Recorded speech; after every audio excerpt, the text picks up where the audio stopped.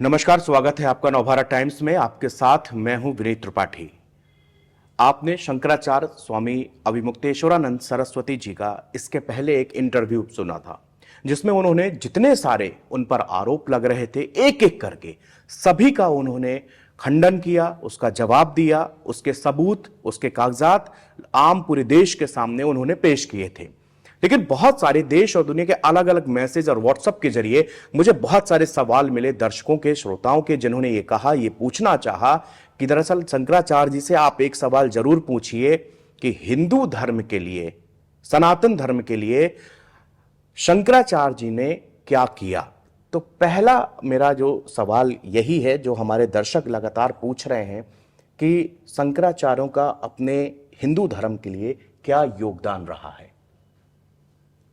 देखिए, शंकराचार्य जी का योगदान ये है कि उन्होंने जो एक सत्य सनातन मार्ग ऋषियों मुनियों के द्वारा दिखाया गया था, उसमें जो काई आने लग गई, उसमें जो घास फूस उगने लग गया, उसको समय समय पर उन्होंने हटाया।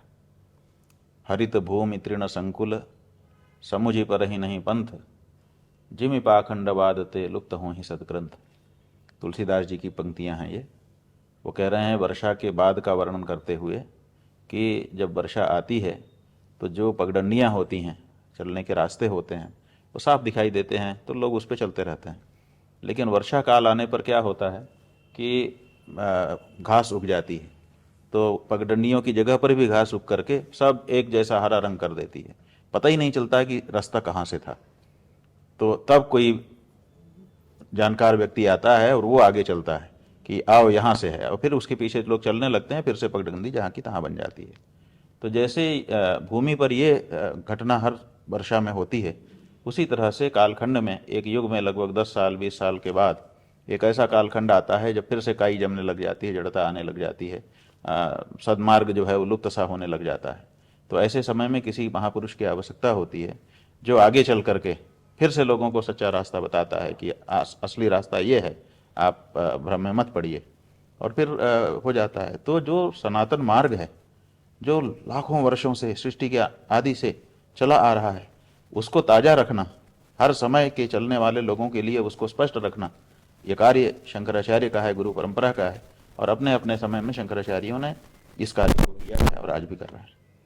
हम अगर पिछले 20 से 30 सालों की बात करें, हमें लगता है कि एक जैसे हम अपनी ही पीढ़ी को ले लें, लोगों को नहीं पता था कि शंकराचार्यों के काम क्या होते हैं, शंकराचार्यों की पीठ कहाँ है, शंकराचार्यों के मतलब एक इतनी बड़ी परंपरा जिसका आप उल्लेख कर रहे हैं, ये परंपरा कहीं ना कहीं या तो लोगों ने पढ़ी नहीं या उनको बताई नहीं गई। कहाँ पर कमी खाई दिखी, जो आपने भी शायद इस खाई को देखा होगा कि हम लोग अपने धर्म के बारे में जानना समझना थोड़ा दूर होते चले गए। नहीं, ऐसा होता है कि जब सुव्यवस्था स्थापित हो जाती है तो जो साधु संत होते हैं, सन्यासी होते हैं, वो आत्म कल्याण के लिए साधना में निरत हो जाते हैं। तो किसी समय शंकराचार्य लोग समाज में आगे आए और उन्होंने अपना कार्य किया। सुव्यवस्था स्थापित होते ही फिर वो अपने अपने स्थान में सिमट जाते हैं। तो कभी फिर उनके बारे में चर्चा कम होने लगती है, दूसरे लोग सामने आने, जब दूसरे लोग इतना ज़्यादा सामने आ जाते हैं कि सन्मार्ग ही लुप्त होने लग जाता है, लोगों को भ्रम जाल में डाल दिया जाता है, ठगी का, धर्म के नाम पे ठगी होने लगती है, चीज़ें होने लगती हैं, तो उस समय फिर से शंकराचार्यों को निकल करके आ जाना पड़ता है। तो विगत 20-30 वर्षों की अगर आप बात करें तो आप जानेंगे कि 20-30 वर्षों में भी हिंदुओं को भटकाने के अनेक प्रयास हुए, और उन प्रयासों में जहाँ जहाँ ज़रूरत पड़ी शंकराचार्यों ने अपना योगदान किया। सबसे पहले तो देखिए 1978 संभवतः 1978 ईस्वी के कुछ आगे पीछे दक्षिण भारत में सामूहिक धर्म परिवर्तन हमारे हिंदुओं में से कराया जाने लगा। तो उस समय शंकराचार्य खड़े हुए और उन्होंने कहा कि नहीं, ये गलत है, अपने धर्म में ही व्यक्ति को रहना चाहिए, और उनको बरगला करके धर्मांतरण किया जा रहा है, ये सही नहीं है। और उस धर्मांतरण के कार्य से लोगों को बचाने के लिए भय से या लोभ से कोई व्यक्ति अपनी थाती को छोड़ करके न चला जाए नासमझी में, इससे उसका संरक्षण करने के लिए शंकराचार्यों ने आवाज़ उठाई और विश्व हिंदू परिषद जैसी संस्था का निर्माण किया। वो तो शंकराचार्यों की स्थापना है। और फिर कहा कि आप लोग ये कार्य करिए, उनको मार्गदर्शन किया। इसी तरह से अनेक दूसरे अवसर हैं। आप देखिए कि जब 1984 ईस्वी में राजीव गांधी इंदिरा गांधी जी की हत्या के बाद प्रधानमंत्री बने, तो वो शंकराचार्य जी के पास, हमारे गुरु जी महाराज थे शंकराचार्य जी, उनके पास आए और उन्होंने कहा कि मुझे कोई सेवा बताइए, मैं आपके आदेशानुसार कुछ करना चाहता हूँ। तो उन्होंने कहा कि हमने सुना है कि राम जन्मभूमि में ताला बंद है और हम हिंदू लंबे समय से प्रतीक्षा कर रहे हैं कि वहाँ पर पूजा अर्चना का अवसर मिले, ताला खुलवा दो। उन्होंने कहा ये तो जनता की बात हुई, मैं तो आपके लिए कुछ करना चाहता हूँ, आप अपने लिए कुछ बताइए। तो गुरुजी ने कहा ठीक है, हम गंगा स्नान करने के लिए जाते हैं, आजकल सुनते हैं कि गंगा जी में प्रदूषण बढ़ रहा है, तो तुम गंगा को अविरल निर्मल बना दो। तो राजीव गांधी ने उन्हीं के कहने पर इस बारे में व्यवहार किया। राम जन्मभूमि का ताला खुला, हिंदुओं को दर्शन पूजन का मौका मिला। गंगा एक्शन प्लान बना करके गंगा की अविरल निर्मल नैसर्गिक धारा को सुरक्षित करने के लिए प्रयास आरंभ हुए। शंकराचार्य जी का ही योगदान है। उसके बाद आप देखिए 1989 ईस्वी आते आते तक राम जन्मभूमि में राजनीति होने लग गई और कुछ लोग खड़े होकर के उसका लाभ राजनीति के लिए लेने के लिए आए। और उसी समय न्यायालय ने कहा, क्योंकि भारत के राष्ट्रपति ने सुप्रीम कोर्ट से पूछ दिया, उस समय के जो राष्ट्रपति थे शंकर दयाल शर्मा जी, उन्होंने कहा कि हमको एक लाइन में बताइए कि वहाँ पहले कोई मंदिर था कि नहीं था। तो सुप्रीम कोर्ट ने कहा ठीक है, इस पर अब विचार हो। सुप्रीम कोर्ट ने आदेश कर दिया कि वहाँ पर सुनवाई हो, प्रतिदिन की सुनवाई हो। जो मुकदमा 50 सन से लंबित है राम जन्मभूमि वाला, तो प्रतिदिन की सुनवाई शुरू हो गई। शंकराचार्य लोग उसमें पक्षकार बने। राम जन्मभूमि पुनरुद्धार समिति बना करके शंकराचार्यों ने अपना पक्ष न्यायालय में रखना शुरू किया। बाद में जो सड़क पर प्रयास चल रहा था वो जनता में बढ़ता चला गया और फिर लोगों को वो जो ढांचा था वो सहन नहीं हो रहा था। यद्यपि उस ढांचे के नीचे भगवान की ही पूजा हो रही थी, लेकिन फिर भी नाम उसका दूसरा कहा जाता था, इसलिए लोग उसको भी सहन नहीं कर पा रहे थे। तो लोगों ने जाकर के वहाँ ढांचे को ढा दिया। उससे परिस्थितियाँ उत्पन्न हुई। इधर जो लोग सड़क पर संघर्ष कर रहे थे वो लोग कह रहे थे कि न्यायालय आस्था के मामले में फैसला ही नहीं दे सकता, क्योंकि उनके मन में ये बात थी कि न्यायालय में अगर मामला जाएगा तो हम सिद्ध नहीं कर पाएंगे।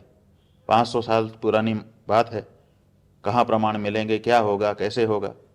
ऐसे समय में शंकराचार्यों ने बैठक की, एक के बाद एक सम्मेलन किए राम जन्मभूमि के लिए।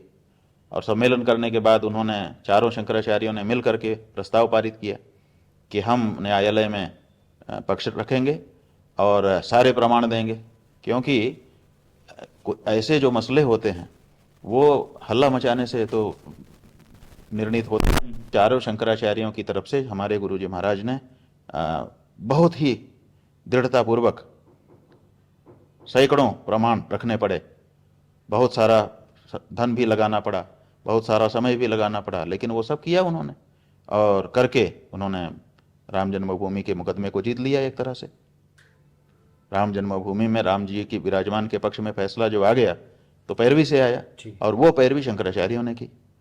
तो कितना बड़ा योगदान है। बीच में जब डालडा खिला दिया गया जी, एक समय वो आया था कि अपने देश में वनस्पति घी डालडा नाम से बहुत बिकता था, और बाद में पता चला कि उसमें चर्बी मिली हुई है। और डालडा लगभग सब ने खा लिया था किसी न किसी कारण से। किसी ने अपने घर में खा लिया था, किसी ने निमंत्रण में खा लिया था, किसी ने रास्ते में चलते समय, भोजन करते समय खा लिया था। तो ऐसी परिस्थिति में ये परिस्थिति हो गई कि हर हिंदू के मन में ये बात आ गई कि मैंने तो अब चर्बी खा ली, अब मैं क्या करूं। तो निराशा का बहुत बड़ा वातावरण बन गया। ऐसे में शंकराचार्य आगे आए, उन्होंने कहा कि ये भूल से हुआ दोष है, इसके लिए हम संक्षिप्त सा प्रायश्चित बताते हैं और आप इसका आपको दोष नहीं लगेगा, अब से बंद कर दीजिए। शंकराचार्य ये कब की आप बात बता रहे हैं? ये लगभग 85-84 की बात है। 84-50। ये उस समय बहुत बड़ा एक जैन बंधुओं का डालडा फैक्ट्री थी, और पूरे देश में डालडा सप्लाई होता था।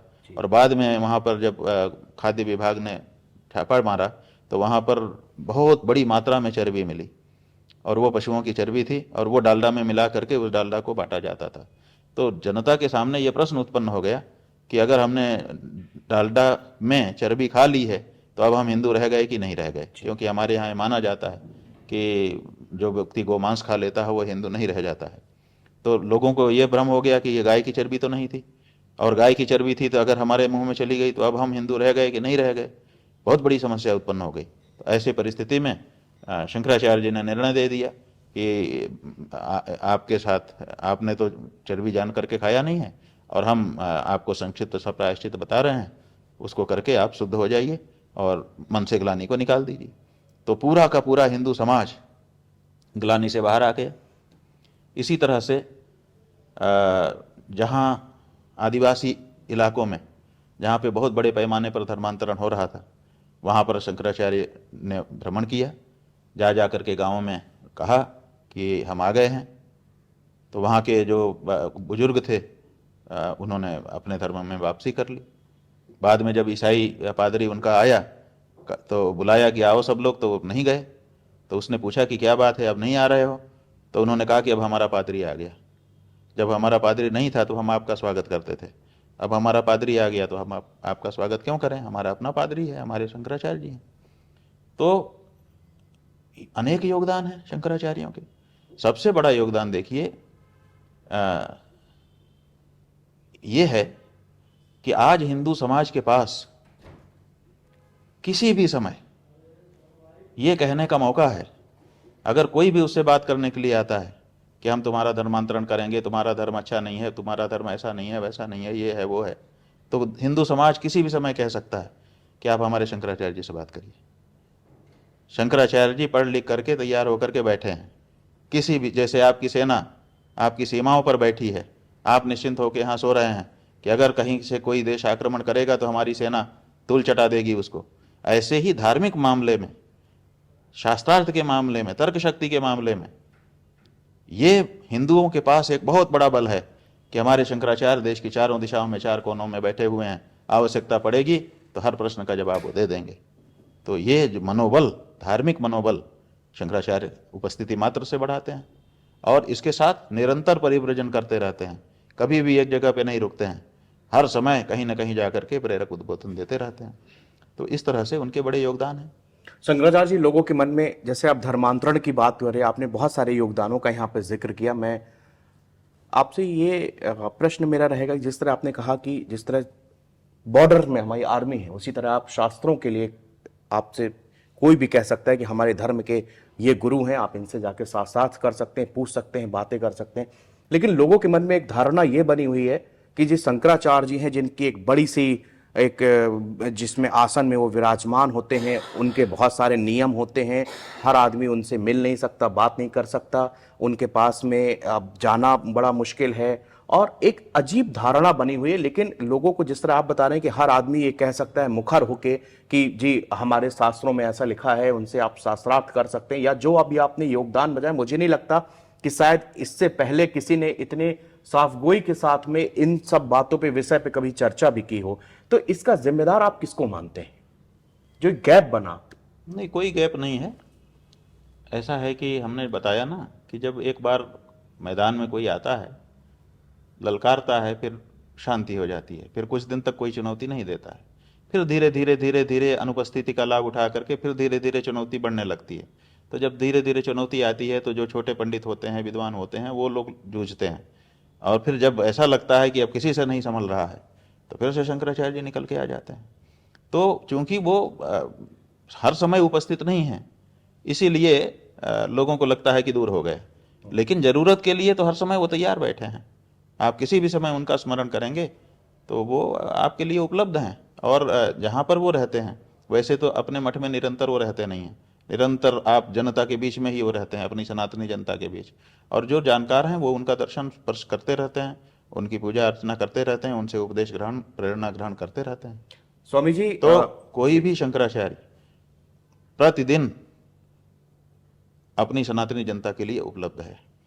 2-3 घंटा, 4 घंटा, 5 घंटा, जो भी लगता है, जितने भी लोग आए हैं, प्रत्येक व्यक्ति से लगभग वो उनके पास आए हुए से वो बात करते हैं, प्रत्येक व्यक्ति को चरणामृत प्रसाद देते हैं, आशीर्वाद देते हैं, कुशल क्षेम पूछते हैं, और अगर उसकी कोई समस्या है तो उसको निराकरण करने के लिए अपने शिष्यों को आदेशित करते हैं, चाहे वो दक्षिण के हों, चाहे पूरब के हों, चाहे पश्चिम और उत्तर के हों। जो आपके 4 शंकराचार्य हैं, हम समस्त सनातन धर्मियों को आपके माध्यम से बताना चाहेंगे कि आपके शंकराचार्य, जैसा कि आपके मन में एक धारणा बन गई है कि वो तो अपने मठों में आराम कर रहे हैं जी, ऐसा आराम बिल्कुल नहीं कर रहे हैं। उनका पूरा दिन एक एक मिनट काम में लगा हुआ है और सनातन धर्मियों के कल्याण के कार्य में लगा हुआ है। और अगर आप उनके पास पहुंचते हैं तो वो आपको दर्शन भी देते हैं, आपका कुशल क्षेम भी पूछते हैं और आपकी समस्या का निदान करने के लिए प्रयास भी करते हैं। हिचकिए मत अपने शंकराचार्यों के पास सीधे जाने की सोचिए। बीच में क्या हो रहा है कि कुछ लोग ऐसे भी हैं जो इस धारणा को घर घर जा कर के बना रहे हैं कि अरे शंकराचार्य जी तो मिलेंगे नहीं। जी बिल्कुल। कुछ लोग हमारे पास आए तो उन्होंने कहा बहुत दिन में हम आपसे मिल पाए, बहुत प्रयास कर रहे थे। तो हमने कहा क्यों प्रयास क्यों करना पड़ा आपको? बोले नहीं, अमुक से मिले थे तो उन्होंने कहा कि 5 लाख लगेगा तब शंकराचार्य जी जी मिलेंगे। बिल्कुल यही। उन्होंने मिले थे तो उन्होंने कहा 2 लाख लगेगा तब शंकराचार्य जी मिलेंगे। दूसरे से मिले, उन्होंने कहा कि सवाल ही नहीं है, वो तो आप हमारे माध्यम से ही बात करो। तो असल में ये बिचौलियों से मत आप प्रभावित होइए। आप एक बार शंकराचार्य जी जहाँ हैं पता करिए। सब आजकल तो सोशल मीडिया का ज़माना है, सब शंकराचार्य कहाँ हैं पता चलता रहता है। आप पता करिए और जहाँ हैं वहाँ पहुँच जाइए, देखिए आपको वो सीधे मिल जाते हैं कि नहीं मिल जाते हैं। शंकराचार्य जी, देश के 4 कोनों में आप लोगों को विराजमान किया गया है इस काम के लिए कि चारों दिशाओं में सनातन धर्म खूब फले फूले और उससे खूब ज़्यादा लोग प्रभावित हों।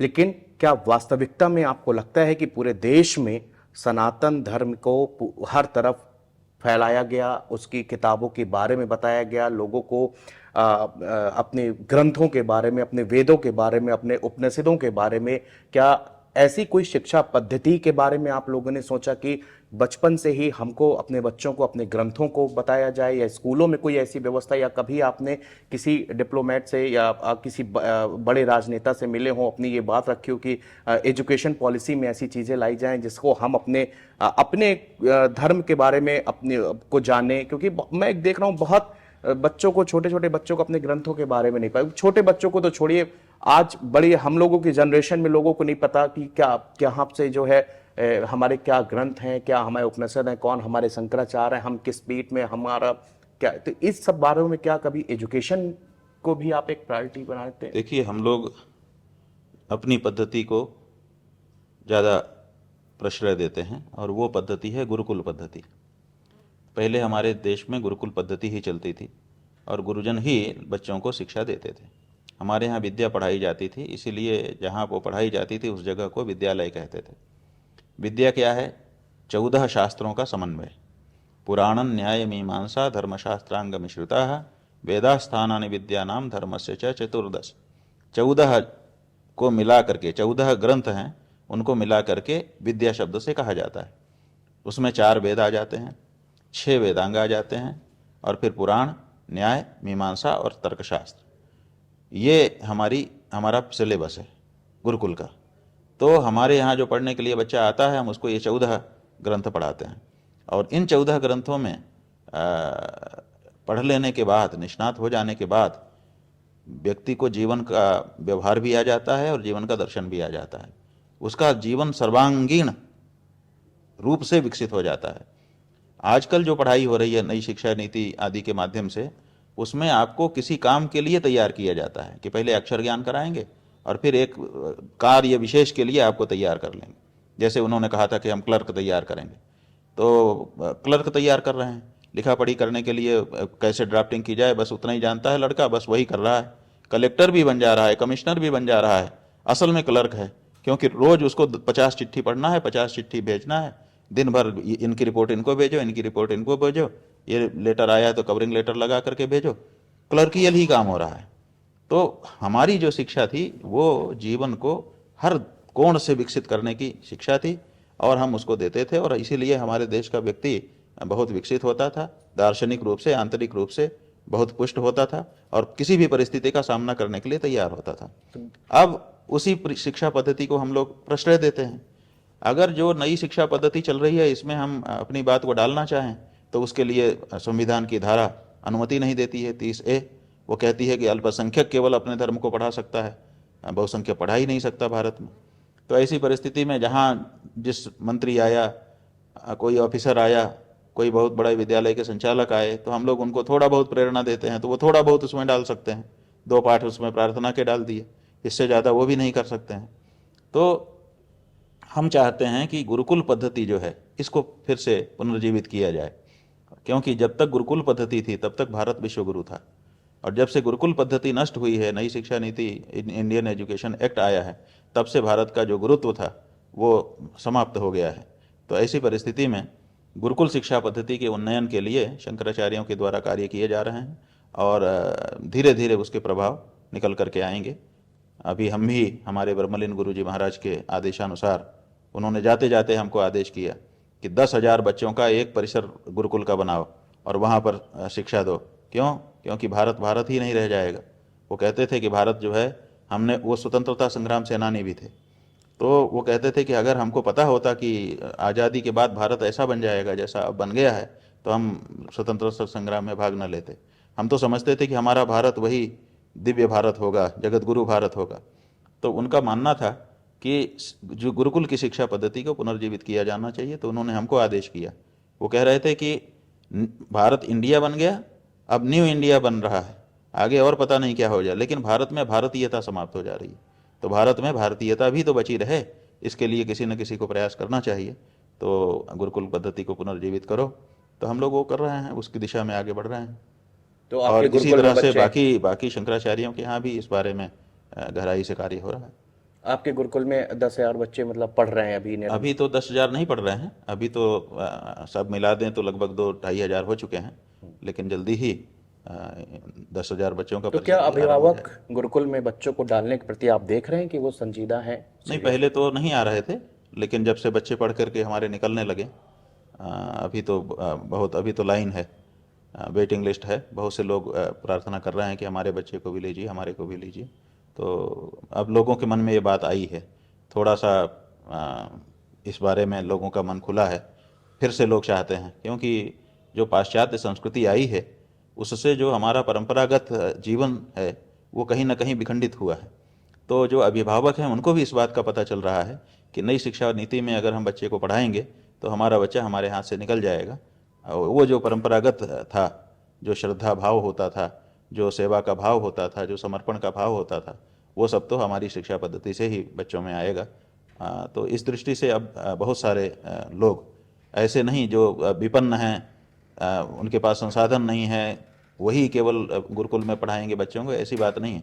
अब साधन संपन्न लोग भी अपने बच्चों को गुरुकुल में पढ़ाने के लिए आ रहे हैं। तो उस गुरुकुल में पढ़ाने के लिए कितने साल का एक बच्चे को, अगर कितनी उम्र से आप लोग लेते हैं और उनकी कितनी आयु तक उनकी पढ़ाई? ऐसा है कि जो हमारे यहाँ नियम है वो तो यह है कि 3 वर्ष का जब बालक होता है तो उसका अक्षरारंभ संस्कार हम लोग करा देते हैं, वो अक्षर सीखना शुरू कर देता है।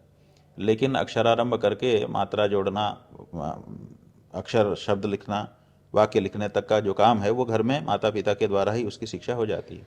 तो लगभग 10 वर्ष का या 8 वर्ष का बच्चा जब हो जाता है, जब वो स्वयं से नहाना सीख जाए, स्वयं से कपड़ा पहनना सीख जाए, कम से कम इतना जब उसको आने लगे, तब हम लोग चाहते हैं कि तब वो गुरुकुल में भेज दिया जाए। कितने साल तो तक? उपनयन संस्कार करके पहले भी इसी तरह से भेज देते थे। तो हम लोग 8 साल से ऊपर और 12 साल से नीचे के बच्चों को प्रवेश करना प्रेफर करते हैं कि इस उम्र के बच्चे, 8 से 12 वर्ष की उम्र के, प्रायः लोग प्राइमरी पास करके, कि 5वीं कक्षा पास करके आ जाए, उसके बाद से हम ले लेंगे। शंकराचार्य जी, एक बात और, बहुत इधर कुछ सालों की अगर हम बात करें तो धर्म और राजनीति, धर्म में राजनीति इन्वॉल्व और राजनीति में धर्म इन्वॉल्व, दोनों एक दूसरे का मिश्रण हो गए, जबकि दोनों एक अलग अलग विषय थे, हमेशा से रहे हैं। लेकिन इस दौरान हम पूरे देश भर में एक नई चीज, एक नई बहस कि धर्म के मामले में पॉलिटिक्स और पॉलिटिक्स के मामले में धर्म इन्वॉल्व हो रहा है। ऐसा क्यों हो रहा है? ये प्रयोग है, ऐसा है कि ऐसे प्रयोग पूरे विश्व में हुए। आजकल तो क्या है कि वैश्वीकरण का युग है। वैश्वीकरण के युग में एक चीज़ यहाँ होती है तो वही चीज़ दूसरी जगह होने लगती है। तो क्या हुआ कि इधर बीच में जो धर्म उदित हुए उनमें ऐसे प्रयोग किए गए, जैसे हमारे इस्लाम है, इस्लाम में प्रयोग किया गया कि एक ही व्यक्ति राष्ट्रपति भी होगा, वही खलीफा माने धर्माधिकारी भी होगा। इसी तरह से पोप भी राष्ट्राध्यक्ष भी और धर्माध्यक्ष भी दोनों रहेगा। तो ऐसे प्रयोग किए गए, लेकिन ये प्रयोग सफल नहीं हो सके। तो अब धीरे धीरे वो टूट गए हैं। वही प्रयोग हमारे धर्म में होने लगा, जबकि हमारे जो पूर्वज थे उन्होंने पहले से ही, राजा अलग था और धर्माचार्य अलग था। और राजा राज करता था, जब वो राजा बनता था तो उसके हाथ में दंड पकड़ा दिया जाता था। तब वो खड़ा होकर कहता था कि अब अगर कोई गलत करेगा तो मेरे हाथ में दंड है, मैं दंड दूंगा और मैं अदंड हूं। तो उस समय आचार्य आता था, आचार्य आकर के उसकी पीठ पे 3 बार अपना दंड ठोंकता था, जो धर्म दंड होता था। एक राजदंड है और एक धर्म दंड है, दोनों में भेद है। राजदंड हुए जो अपराधी है उनको दंड देने के लिए है, और जो धर्म दंड है वो राजा अगर गलत करे तो उसके लिए है। तब वो उसकी पीठ पे 3 बार ठोंकता था, कहता था अदंड तो हो लेकिन धर्म दंड हो, धर्म तुमको दंड देगा, इसलिए धर्म से विरुद्ध कार्य मत करना। तो उसके ऊपर भी एक अंकुश होता था। तो जैसे पीछे दिनों में अपने लोगों ने देखा कि देश में लोकपाल की मांग उठी कि भाई प्रधानमंत्री भी है, मंत्री भी है, राष्ट्रपति भी है, उपराष्ट्रपति भी है, सब है, लेकिन अगर ये बड़े लोग जो राष्ट्रपति है, उपराष्ट्रपति है, प्रधानमंत्री है, ये कुछ गड़बड़ करेंगे तो इनके ऊपर कौन अभियोग चलाएगा? ऐसा भी तो कोई होना चाहिए।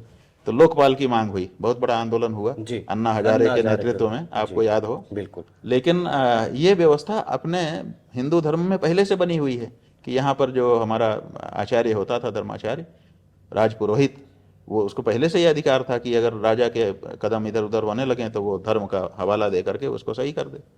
तो ये धर्माचार्यों का और शंकराचार्यों का विशेष करके यही कार्य था कि वो शासकों पर शासन करने के लिए, धर्म शासन करने के लिए विख्यात थे। तो अपने इस दायित्व का निर्वहन समय समय पर उन्होंने किया भी है और अभी भी कर रहे हैं। लेकिन अभी भी आपको लग रहा है कि धर्म और राजनीति में दोनों चीज अलग अलग है? नहीं, अलग अलग कहाँ है।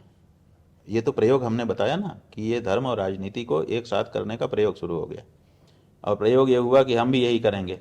तो अब जो नेता है वही अब धर्माध्यक्ष भी बन रहा जी, है, वही मेरा और इसीलिए नेता जो है वो शासक भी है और धर्म के कार्यों में भी वही अग्रणी भूमिका निभाने लग गया। धर्माचार्यों को पीछे करके स्वयं आगे आने की चेष्टा करता है।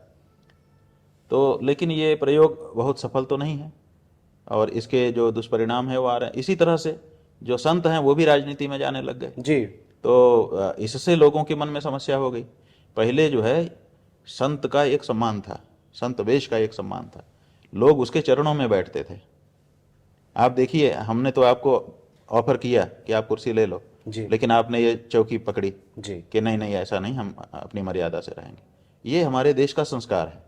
लेकिन अब क्या हो गया कि पहले जब राजा जाता था, शासक जाता था, तो संत के चरणों में बैठता था। वो ये दिखाता था कि ये हमसे ऊपर हैं और हम इनके अनुसार कार्य कर रहे हैं। जनता भी देखती थी कि नहीं नहीं, आचार्य जी अगर आशीर्वाद दे रहे हैं, अगर इनके चरणों में बैठने का इसको मौका मिला, इसका मतलब इसका काम धर्मसम्मत है। अब वो बराबर के सोफे पे बैठने लग गया। जब शासक, नेता और संत एक ही सोफे पे बैठेंगे तो इसका मतलब कि उनका घालमेल हो गया। अब वो कौन किसको टोकेगा और कौन किसको रोकेगा। तो रोकने वाली जो शक्ति थी, धर्म का जो नियंत्रण था, वो समाप्त होने लग गया, उसकी धमक खत्म हो गई। और धमक खत्म होने का परिणाम यह है कि अब नेताओं जैसा व्यवहार हो रहा है जैसे नेताओं के लिए। अब वहीं पे संत बैठा है, वहीं पे आदमी खड़ा होकर के उसके विरुद्ध बोल देता है।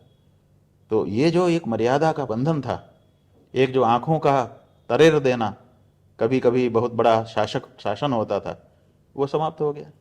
तो इससे जो राजनीतिक हैं उनके अंदर निरंकुशता आ गई और संतों की मर्यादा कम होने लग गई। उधर राजनेता जब इसमें आने लग गए तो उसके कारण भी मर्यादाएं छिन्न भिन्न होने लग गई। तो अपने देश में सदा से यही परंपरा रही है कि शासक शासन का काम करे, और अगर उसके कदम इधर उधर हों तो उसको सही करने के लिए अपना मार्गदर्शन धर्माचार्य दे, उसको उसी को पालन किया जाना चाहिए।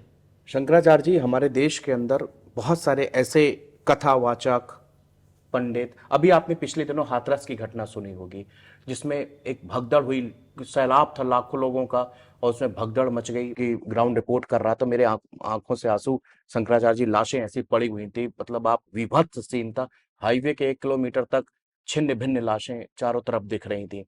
तो ऐसे लोग जो इतने बड़े-बड़े आयोजन करते हैं और ज्ञान खुद को बताते हैं कि हम इतने बड़े ज्ञानवीर हैं, लोगों को ज्ञान की बातें बताते हैं, तो क्या शंकराचार्य स्वयं इन लोगों का खिलाफ सामने आए और बताएं कि समाज को कि नहीं, आपको भटकना नहीं ऐसे लोगों के पास में। और आप देख रहे हैं कि बहुत सारे जेल के अंदर भी हैं, तो इससे एक पूरे समाज के ऊपर उंगली उठी कि आपके समाज में ऐसे लोग हैं जो कि जेल के अंदर बंद हैं, ऐसे आयोजन करते हैं जिसमें जो है सैकड़ों बच्चों की, महिलाओं की, बिल्कुल छोटे छोटे मासूमों की जान चली जाती है और वो उसको आज तक अरेस्टिंग भी नहीं हुई, वो गिरफ्तार भी नहीं किया गया, एफआईआर में उसका नाम भी नहीं है।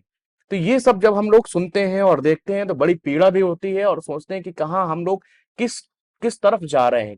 लोग एक, कोई भी बैठा है और ज्ञान दे रहा है, उसको सुनने के लिए लाखों की भीड़ उमड़ रही है, बड़ा भारी पंडाल बन रहा है।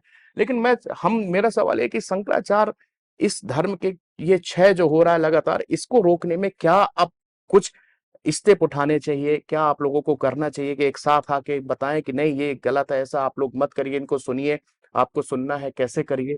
ये एक बड़ा सवाल है और बहुत पूरे देश भर में फैला हुआ है। जी बिल्कुल, बहुत चिंता का विषय है। मूल बात यह है कि जैसा आपने कहा कि ज्ञान लेने के लिए लाखों की भीड़ लगी है, तो हम आपको बताना चाहेंगे कि शंकराचार्यों के पास भीड़ क्यों नहीं है। क्योंकि वो ज्ञान देते हैं, यही समस्या है। ज्ञान लेने के लिए लाखों की भीड़ नहीं आती है। हम अनुभव करके आपको बोल रहे हैं। अभी यहाँ 25 लोग बैठे हो ना, तो अगर हमको देर हो रही हो तो हम ये नहीं कहते हैं कि जाइए। हम केवल एक ये ग्रंथ ऐसे खोल देते हैं और कहते हैं अच्छा सुनिए, और जैसे ही 2 लाइन पढ़ते हैं, वो 25 में से 23 लोग उठ के खड़े हो जाते हैं कि अच्छा महाराज जी फिर हम आते हैं। क्यों? क्योंकि किसी को ज्ञान चाहिए ही नहीं। अगर हम ज्ञान देना बंद कर दें और केवल आशीर्वाद का आश्वासन शुरू कर दें कि हम आशीर्वाद मिलेगा, जो चाहिए हो जाएगा, तो अब हमारे यहाँ भी भीड़ हो जाएगी। ये जो ज्ञान लेने के लिए भीड़ नहीं है, ये बताया जा रहा है कि आप आइए हमारे पास, हम आशीर्वाद दे देंगे, आपका सब काम हो जाएगा, उसके लिए भीड़ है। तो लोग जो है परेशान हैं। और ये कहीं कहीं कहीं ना कहीं राजनेताओं का फेलियर है कि लोग, जनता इतनी परेशान है कि झूठे आश्वासन पर भी वो दौड़ी चली जा रही है। आप लोगों को इतना प्रसन्न नहीं रख पा रहे हैं कि वो कुछ तो तृप्त रहें, कम से कम जेन्युइन जगह पे जाएं, जहां से थोड़ी सी आशा दिखती है। डूबते को तिनके का सहारा समझ करके उसी को पकड़ने के लिए हाथ फैला दे रहे हैं। तो इतना ज्यादा समाज में क्यों समस्या उत्पन्न हो गई है कि लोग झूठे आश्वासन पर भी दौड़े चले जा रहे हैं, लाखों लाख की संख्या में इकट्ठा हो जा रहे हैं। और फिर आप उसको लाख की संख्या देख करके आप भी उसको प्रश्रय दे देते हो कि भाई ये लाख लोग हैं, हमारे काम आएंगे, इसलिए इनके गुरु को संरक्षण दे दो। जिसके कारण इतनी बड़ी घटना होने पर, 100 से ज्यादा लोग मारे जाने पर भी एफआईआर में नाम तक नहीं आता है। और दूसरी कोई घटना हुई तो आशंका में गिरफ्तार करके ले जाती पुलिस।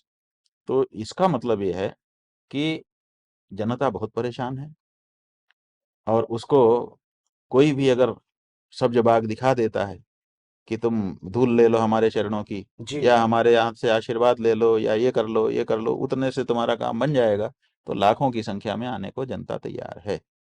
शंकराचार्य ये नहीं करते हैं। शंकराचार्य आपको सच्चा मार्ग बताते हैं कि भाई ये सब कुछ नहीं होगा। आज आप आए हो, यहाँ 3-4 बार आओगे, हमारी भीड़, हमारा तो काम हो गया कि हमारे यहाँ भीड़ हो गई। उसके बाद फिर निराश हो जाओगे, फिर दूसरी जगह जाओगे, तब तक दूसरे तुम्हारी जगह नए आ जाएंगे, तो हमारी तो दुकान चलती ही रहेगी। तुम्हारा जो होना हो सो हो। शंकराचार्य ये बात नहीं करते हैं, इसीलिए शंकराचार्यों के पास भीड़ कम रहती है। क्यों? क्योंकि वो जो सच है वही आपको मार्गदर्शन करेंगे, शास्त्रानुसार करेंगे। तो शंकराचार्य ये दुकानों को बंद क्यों नहीं करवा पा रहे हैं? शंकराचार्य दुकानों को इसलिए बंद नहीं करा पा रहे हैं क्योंकि जो भीड़ है उसको राजनीति से जोड़ दिया गया है। अगर शंकराचार्य अभी वक्तव्य देंगे, हाथरस वाले गुरु महाराज के, जो भी बड़े बाबा थे, जी। उनके खिलाफ अगर हम एक बात बोलेंगे तो तुरंत प्रचार शुरू कर दिया जाएगा। पूरे वो जो लाख, 2 लाख, 5 लाख की भीड़ है। का समाज इकट्ठा था, समाज। वो एक अलग तरह का समाज है। उस समाज में ये बता दिया जाएगा कि शंकराचार्य जो है अमुकवादी हैं, ब्राह्मणवादी हैं, देखो तुम्हारे गुरु को पकड़वा रहे हैं, तुम सबको बर्बाद कर देना चाहते हैं। हम्म। तो वहां राजनीतिक वक्तव्य दे दिया जाएगा और जनता जो है वो फिर राजनीतिक वक्तव्य में आ जाएगी। तो सच कहना मुश्किल हो जाता है। हम करते हाथ जलने लगता है कभी कभी। हम जाते हैं कि जनता का भला हो, बोलते हैं, और पता चला कि उल्टा ही प्रतिक्रिया हो जाती है। तो इस दृष्टि से भी वहां पर फिर क्या किया जा सकता है?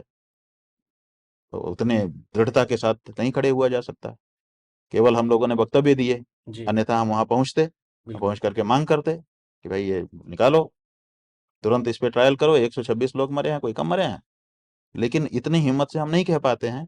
क्यों? क्योंकि तुरंत उसमें राजनीति आ जाएगी। ये समस्या है।